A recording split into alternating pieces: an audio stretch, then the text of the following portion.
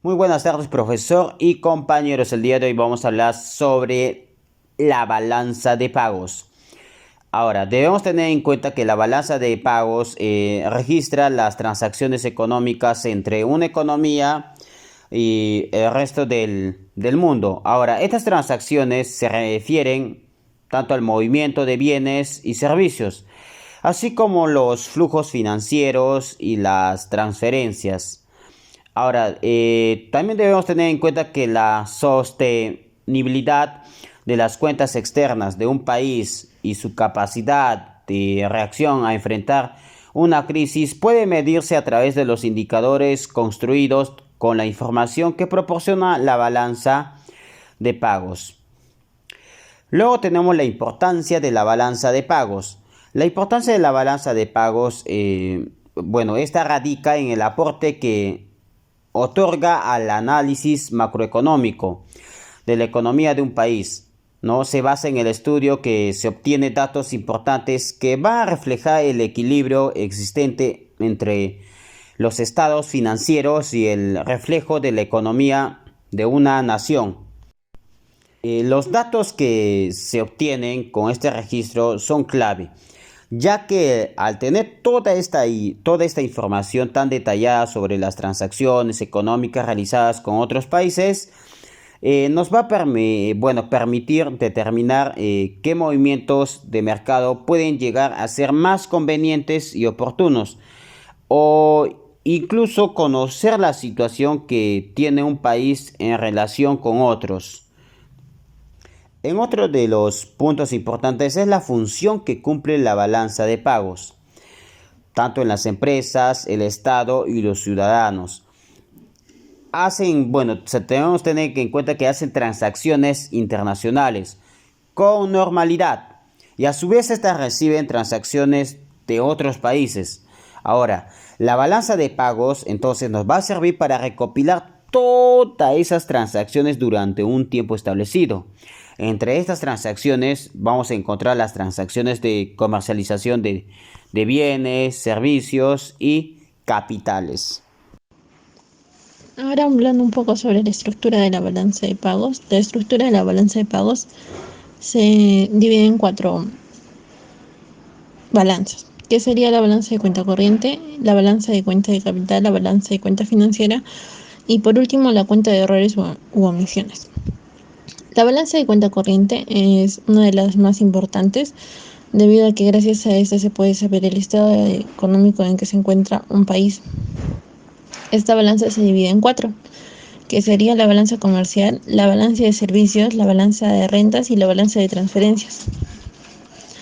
La balanza comercial se refiere a todas las exportaciones e importaciones de un país.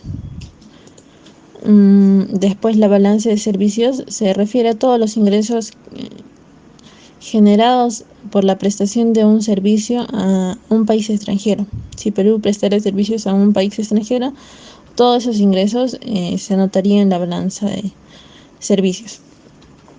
Después la balanza de rentas y la balanza de transferencias. La balanza de transferencias sería cuando alguien que vive en el extranjero realiza una transferencia a alguien que esté en el Perú, o si no, alguien que esté en el Perú le transfiere a alguien que reside en el extranjero. Después la balanza de cuenta capital. Esta balanza está relacionada con todos los movimientos de capital que no son financieros. Por ejemplo, las ayudas provenientes del extranjero. Bueno, esta balanza de cuenta capital se divide en dos subcuentas, que serían la transferencia capital. En este ejemplo sería, por ejemplo, si Perú perdonaría una cuenta a Bolivia. Bueno, al perdonar esta cuenta, Perú estaría restándose capital y sumando capital a Bolivia.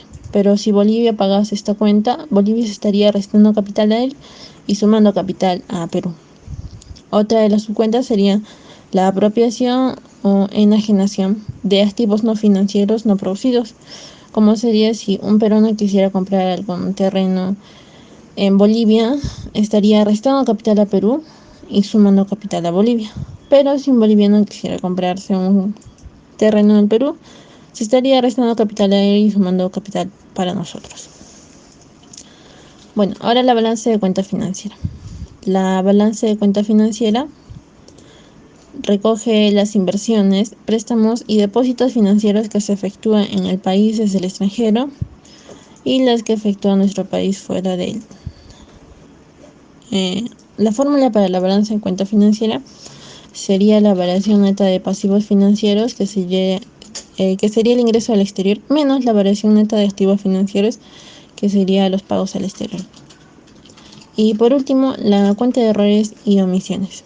Fundamentalmente, esta cuenta trata de corregir los errores y los escuadres en el sistema de la balanza de pagos, debido a que no es fácil realizar con precisión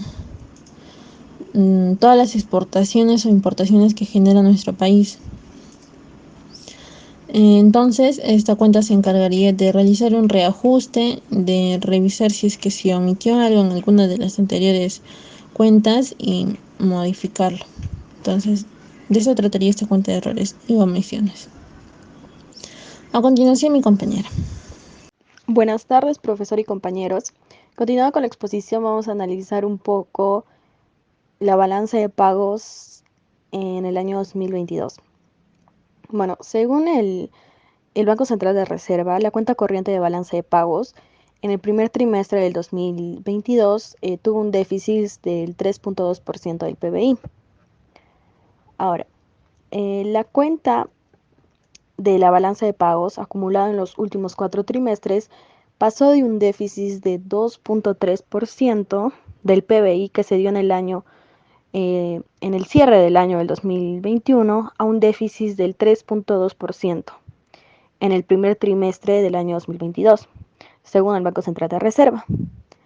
Ahora, todo esto se dio por el aumento de las importaciones, por las mayores utilidades de empresas con inversión directa extranjera en el país y al mayor déficit de la cuenta de servicios. Estos factores fueron parcialmente contrarrestados por la continua expansión del valor de las exportaciones. En esta imagen podemos apreciar cómo se fue acumulando en los últimos 4 trimestres el porcentaje del PBI. Ahora, en el primer trimestre del 2022, la cuenta corriente registró un déficit de 3.547 millones de dólares, representando al 6.3% del PBI, que esto viene a ser mayor en 1.938 millones de dólares respecto al déficit de igual trimestre, pero del año 2021. Y esta evolución que se está reflejando da a conocer las mayores utilidades de empresas con capital extranjero, la ampliación del déficit de la cuenta de servicios y también el mayor valor de las importaciones. En el siguiente cuadro podemos apreciar la balanza de pagos en el Perú un poquito más explicado. Por ejemplo, el superávit de la balanza comercial de bienes se elevó en un 3.839 millones de dólares en el primer trimestre del 2022, resultando superior en 1.071 millones de dólares al registrado en el mismo periodo del año anterior, o sea, del año 2021. Ahora, este incremento interanual se explica por el aumento de las importaciones desde 13.648 millones de dólares en el primer trimestre del año 2021 a un 16.794 millones de dólares en el primer trimestre de este año, del año 2022.